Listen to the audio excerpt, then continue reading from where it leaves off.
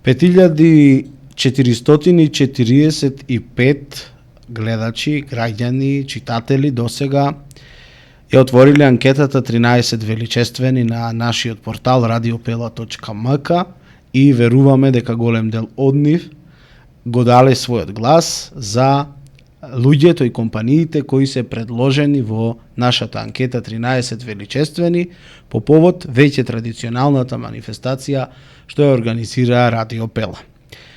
Денес наш соговорник е токму човекот кој се најде на оваа листа заради својот придонес во заедницата како спортски новинар кој долги години ги следи спортските вести, актуелности и случувања во градот па и пошироко.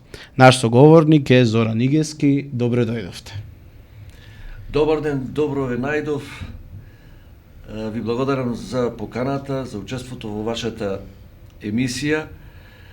Овде најубаво се чувствувам во Радио Пела, исто како дома, биејќи јас бев дел од екипава што реализираше една емисија спортска пред 2-3 години. Од тој аспект најубаво се чувствувам, но неприродно ми е чувството во поглед на овој изборов и многу сум тука изненаден. 13 величествени, тоа величествени некако ме збунува како некои големи луѓе од историјата наназад. Така што не знам ни како да се однесувам. Кој ме предложи ми е чудно и зошто ме предложи баш мене во тие 13. Низ годините, односно изминатиот период, Радио Пела, нели, бидејќи медиумот ја има таа задача да биде уво и да биде око на граѓаните, едноставно ги послушавме нивните предлози во однос на луѓето за кои имаше најмногу мислење и предлози дека треба да се најдат на оваа листа и секако дека тоа ви е заслужено. За се она што сте го работиле ќе проговориме во текот на овие минути што се предвидени за нашиот разговор, но на почеток, како некој што страстно го следи спортот, да ја прокоментираме синоќешниот надпревар меѓу Македонија и Унгарија. Да, светско првенство, интересен надпревар, секој онај каде што настапуваат наши спортисти или на светско или на европско првенство. Ракометариве синоќа стартува. Морам да кажам дека пред почетокот на ова светско првенство јас, како и мнозинството на познавачиве на оваа спортска игра во Македонија, беа некако со сомнеш дали на стартов против Унгарија нешто ќе се излече, односно претежно се надева ако е пораз да биде со што помала гол разлика. И така до самиот старт, и на самиот старт така одеше она 5:2 кога беше водството на унгарците и така се мислеше дека ќе оди до крајот. Меѓутоа нашиве играчи покажа една вредност, еден квалитет да можат во најтешкото да се вратат и со таа серија 8:1 веќе и да победат 10-6, а и така одигра до пред самиот крај. Навистина на наше пријатно изненадување. Тоа за мене беше изненадување. Навистина со таков голем противник да покажа таква вредност, таков квалитет за пресврт, секоја чест и дури можевме и да победиме. Нели 27-26 беше водството и наша топка. Но што е тука и 27-27 е одличен резултат за старт на Македонија на ова светско првенство. И што прогнозирате понатаму во однос на Македонија на пласманот? Сега веќе очекувањата се големи. Сигурно. Сега сите што беа песимисти ќе бидат и оптимисти. Па, нели сепак убава, значи атмосфера донесе сето тоа. Убава атмосфера. Многу сега верба имаме во овие наши играчи и во стручниот штаб, селекторот Кирил Лазаров. Навистина Обично спортските новинари потајно сакаат репрезентацијата своја секогаш да триумфира. Иако спортските новинари треба да се неутрални кога ги гледаат натпреварите, но секогаш сакаат својот тим, својата репрезентација да биде најдобра. Така е со нашата победа, така е со ракометарите, порано со одбојкарите. Кога е опрашање на репрезентацијата, Николче, мислам дека тука колку и да сака човек да биде неутрален, не може да биде неутрален како да е од друга држава. Овдека емоции се во прашање, секогаш сакаме се најава, еве гледаме и нашиве коментатори на македонскава телевизија, која ќе постигне гол, Македонија како извикуваат и која ќе победи или беше на прагот на победата. Не може да се остане неутрален, навистина. Така.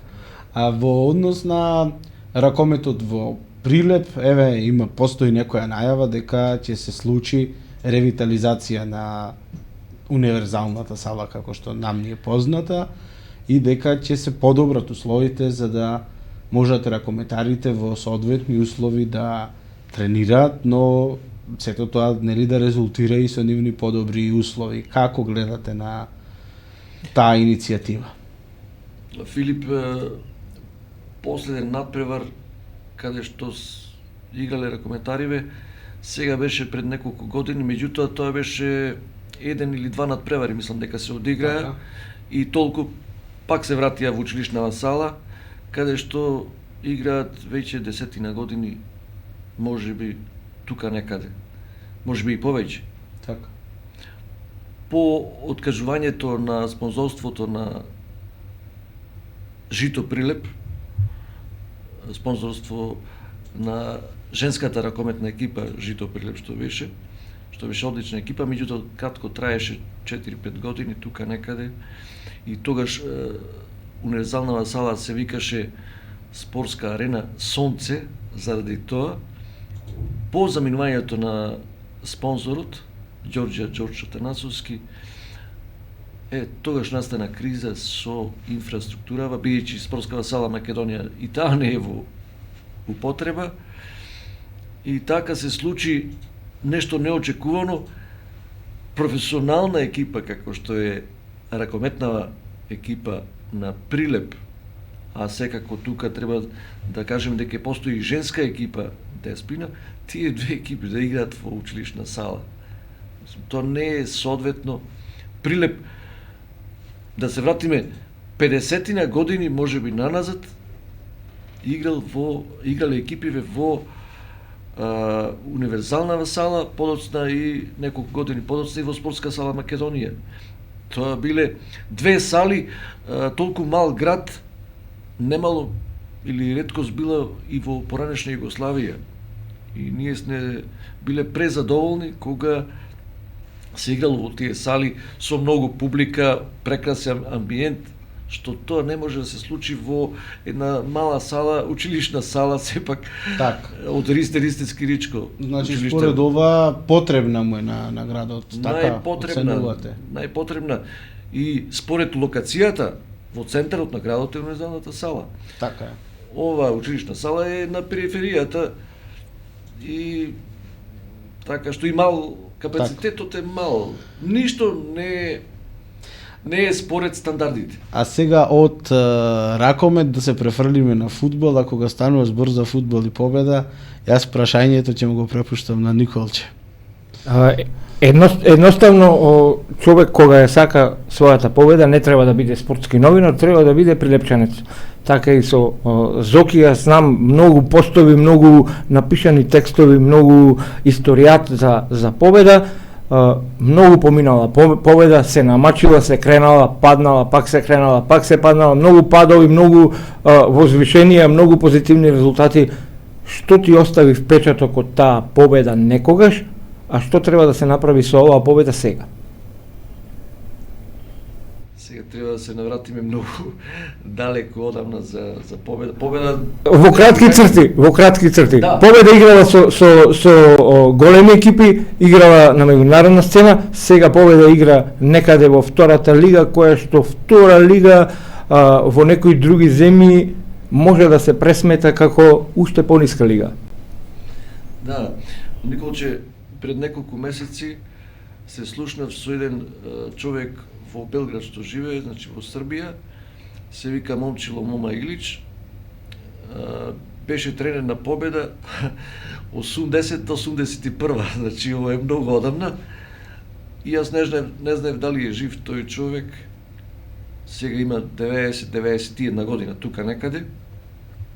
И тој се јавил сам од Белград во Прилеп да се распраша зошто Победа игра во втора лига на Македонија сега, а не да се бори за прво место во целата држава. Так. Сам се јавил и кога се јавил јас разбрав, ми кажа и јас го поверав, потоа му се представив кој сум и тој се израдува премногу затоа што му се јавам од Прилеп, Да го тој е известите. многу поврзан со Прилеп, бидејќи во тоа време се држи рекордот за публика кога тој ја води Победа како тренер. Победа Пелистер 15 март 81, тоа е запишано во историјата. Така? А може Вестниците пишувало 25.000 публици. Добро, знаеме дека капацитетот е многу помал, но воодушевени известувачите напишали таква бројка. Некоја бројка повеќе. А тој уште го памти тој надпревар, секако, и тој се чуди, дури јас мислам дека и солзи му беа кога зборуваше, солзи на очите, кога зборуваше со мене, и разговаравме можеби 30 на минути, половина час. Тој човек се сеќава на сите детали за Победа. Победа е бренд. Значи тоа е бренд, не случајно станал бренд, спортски бренд, по резултатите и најмногу според публиката. Јас знам дека Филип не знае, но Победа 11 октомври тренинг присуствувале 10.000 публика. Само на тренинг. Да.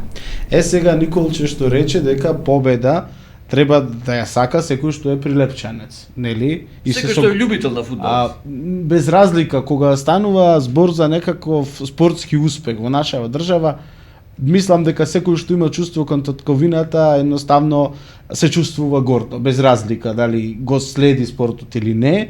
И сега размислувам на поставено во негово прашање дека Победа од вашето детство и младост е една, победа од детството и младоста на Никола е друга и победа од мојата детство и младост е трета некоја приказна, што значи токму тие падови и подеми направиле колку победа ќе биде значајна во мојот, вашиот или неговиот живот. Тоа ми е многу интересно, зашто кога има успеси и некој што не следи ќе се гордее без разлика дали е спорт, уметност или било која област од живеењето. Тоа е така затоа што во времето во неговото време, во времето на Игески, кога Победа ги распаруваше сите противници, тогаш имаше спортска култура на навивање. Тогаш и младите со своите татковци, дедовци одеа на градски. Во моето време јас некако успевав да добивам индијанска и да се префрлам преку зидот на градскиот стадион за да влезам, а во твоето време сега, ако прашаме некој млад човек, ќе речи,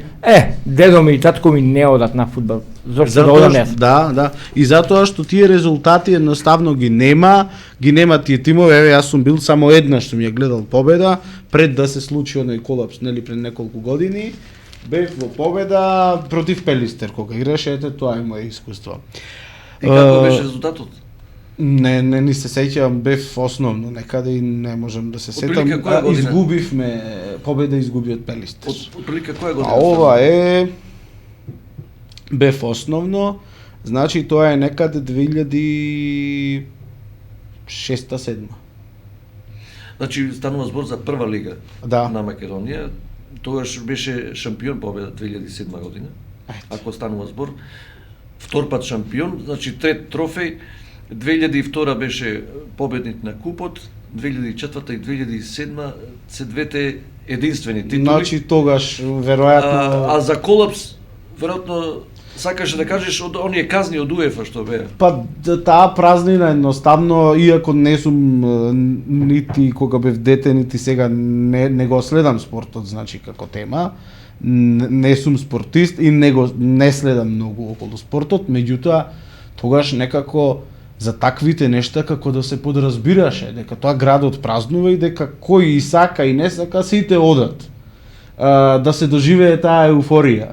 Како што велам дека во однос на културата би требало секој прилепченец да е горд на театарскиот фестивал, Војдан Черводрински, да. така еднакво би требало да се гордееме на еден убав спортски настан или на било што убаво што му се случува во градот. За мене е гордост и кога некоја фирма во градот, значи бизнис секторот оствари некој успех. Тоа нема едноставно чувството некако на гордост, чувството на желба да се пофалиш и да се израдуваш со туѓиот успех некако како да ни недостига. Да, во право си, Филип. Овие споредби навистина се вредни во сите области каде што нешто се случува позитивно. Ние како прилепчани тоа со душа го чекаме да се случува и секогаш сме задоволни. Меѓутоа, јас да ви кажам, и кога се случувало победа да не постигне некаков резултат, а прикажува игра, дава максимум, и тогаш не биле некако задоволни, бијќи победа се борела до крај, дала се од себе, ама противникот некојаш е подобар. И треба да се признае. И ние како новинар, како што рече Николче, во пишувањето, во следењето на надпреварот се разликуваме во однос на пишувањето. Кога го гледаме надпреварот, ние може да навиваме за победа. Сакаме да победи како прилепчани, но кога пишуваме ние сме реални, тука баш сме неутрални и се посветуваме на тој надпревар да го известиме онака како што бил, она што се случило. А емоциите секогаш се присутни. Навистина емоциите, јас се сеќавам кога Посебно се емоциите големи кога игра победа. Да. Сум коментирал многу надпревари на победа, сум коментирал и други надпревари, но кога е победа во прашање, тогаш едноставно немаш многу што да се штедиш. Мора да се внесиш во надпреварот и секој постигнат гол, ако треба да се прослави кратко, ти го прославуваш во текот на целиот надпревар, се додека победа не заводи повторно. Се сложуваш? Се согласувам 100%, меѓутоа сакав нешто да се навратам во поглед на емоциите. Сега се сретнав со управата на победа и сега разговаравме и сакав да им кажам, тие се многу помлади, зошто толку прилепчаниве, особено овие генерации што јас ги знам, се многу поврзани емоционално со победа и така реагираат.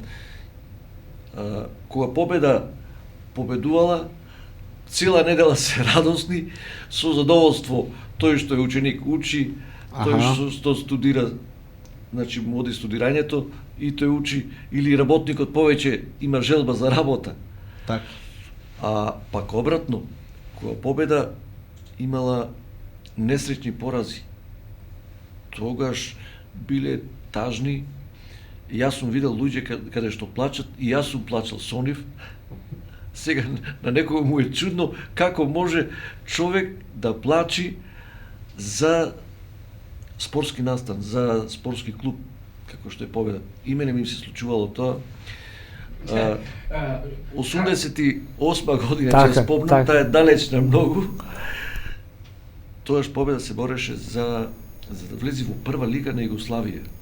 Имаше таква екипа што заслужуваше, сите мислеа дека победа сигурно ќе освои првото место, само првиот легуваше од втора лига југословенска во прва Југославија, прва лига на Југославија, каде што е Црвена звезда, Партизан, Хајдук, Динамо Загреб, најголемите великани во фудбалот.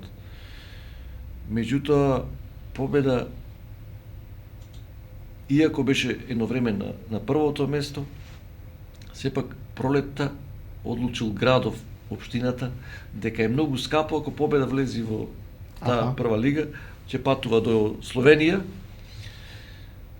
и одлучиле дека најдобро е да не влегува победа, да има просечни резултати и во втората лига. Меѓутоа победа не само што не влезе, отпадне од втора лига, бичи Сорет имаше порази. Така. И толку тешко ни беше нам ни беше тешко на Прилепчаниве, што многумина плаче како кај мртовец. Так. И јас бев таков. Замисли, Филип, плачеле за победа. За победа. А сега се плачи да се организира спортски натпор каде што треба да се поиде. Спортската култура недостасува. Дали ќе го разбереш ова, јас тоа го кажам. Го разбирам затоа што еуфоријата, енергијата едноставно ако ја имаш во себе се пренесува без разлика што се случува. Но нам да се навратиме сега на Зоран Игески како новинар, бидејќи сигурно имаме многу да говориме за спортската култура, за победа и за другите спортови во градов. Меѓутоа, во понеделникот на 13 јануари во спортскиот бележник на вашиот колега Зоран Михајлов на страниците на Нова Македонија излезе текст значајна личност во спортот во Прилеп за Веселин Веско Тофовски. А Веселин Веско е поврзан и со ставањето, односно распламтувањето на жарот кај вас да се занимавате со спортско новинарство. Па од тука да почнеме како вие се определивте спортското новинарство да биде ваша обсесија. Веселин Тофовски е еден од виновниците, поголемите, да речем, во наводници, виновници што јас почнав да се занимавам со спортското новинарство, односно не да се занимавам, туку желбата кај мене била, уште како малечко дете, бидејќи тој ми е прв сосед, ми беше, сега е почина, 2017 година почина, Веселин Тофовски, бил одличен голман на Победа, подоцна спортски новинар, дописник на весникот Вечер, каде што и јас подоцна бев дописник. Кога бев мал, бидејќи сме двете куќи, значи соседи најблиски, постојано комунициравме и тој него го гледав јас нешто запишуваше во нотес и носеше некои весници и јас постојано му здодевав, го прашував што е ова, што е она. Уште не одев на училиште тогаш. Значи, ова многу рана возраст. 4, 5, 6, 7 години. И така, и тој ми викаше, дај, слушај, радио преноси имаше тогаш. Ајде, радио преноси, на радио ќе слушам како вршат преноси овие што се радиорепортери, уште од тоа време. Значи, вие работевте, сте пишували и на други теми, меѓутоа некако сте се пронашле дека токму новинарството за спортот. За спортот е вака. Па што значи се појави желбата. И сега скоро 2,5 години го водите и вашиот интернет портал за спорт Шампион. Што значи за крај, што значи денес да се биде спортски новинар во Прилеп како редок примерок? Да ви кажам, треба да споредиме со порано. Сега некако со развојот на технологијата, дали секое време си носи своји карактеристики. Порано новинарот мораше да создава сам, да произведува вест или коментар, репортажа, зависно во која форма се однесува. Значи, сам да произведи нешто. Така. Да присуствува на некој настан, да се јави некаде. Сега, со појавата новие PR служби, мислам дека се викаат, се примаат готови информации, вести и само копи-пасте и се пласираат. Така што на повеќе медиуми може да се сретнат истите вести. Така. И нема печатот на новинарот кој известува. Производството е намалено, така. Има се уште новинари што произведуваат, ама претежно се чека од некоја институција да дојде од некое министерство, без разлика која институција или компанија, тие како што гледаат на некој настан, така тие пиар служби ги пласираат вестите и само на новинарот останува да ја објави веста во медиумот. Меѓутоа, производството на вести мислам дека е нешто повредно да присуствуваш сам на некој настан, Да го доживееш. Да го доживееш и од свој агол да земеш обврска, да го пласираш или ако е коментар да го коментираш. Јас мислам дека тоа новинарство би требало да обстојува. Така. Сега се поретко го има. Јас се трудам да, како што беше порано, ме влече и минатото, да произведувам некои вести. Сам сум, ми помага брат ми во поглед на монтажа, Техничкиот дел. фото, репортерство и снимање со камера. Тие работи ги има брат ми кога треба, инаку јас сум само Медиумов шампион.мк порталот, а пишувам и за единствениот вестник што постои во градов, печатен Недавно медиум, Зенит. Зенит. Така. Ама тешко е, многу тешко. За крај јас ќе му се заблагодарам и на колегата Никола Димевски и вас за убавиот разговор. Начнавме многу теми и верувам дека бевме интересни, а во 2025 Филип, спортот е непресушен извор на теми на разговор, особено кога ќе ја споменеш победа и кога е тука Игески, а Игески напишал многу за победа. Јас покрај него сум видел многу со победа, така да ќе го вовлечеме малку и во спортот. Што да ви повеќе кажам, веќе фрливте онака јамка. Ви посакувам во 2025 многу текстови за успеси на спортот во Прилеп, дај Боже спортот да ни оди напред, а тоа да биде мотив да има за многу нешто да пишувате. Ви благодарам за разговорот, а на 13 февруари ќе се видиме на настанот 13 величествени. Благодарам и од ваша страна се најдобро. Ви пожелувам во 2025 прво здравје, а ако се има здравје и се друго понатаму. И ќе има и новинарство, ќе ги следиме и културниве настани што ги вие што ги следите и така натаму.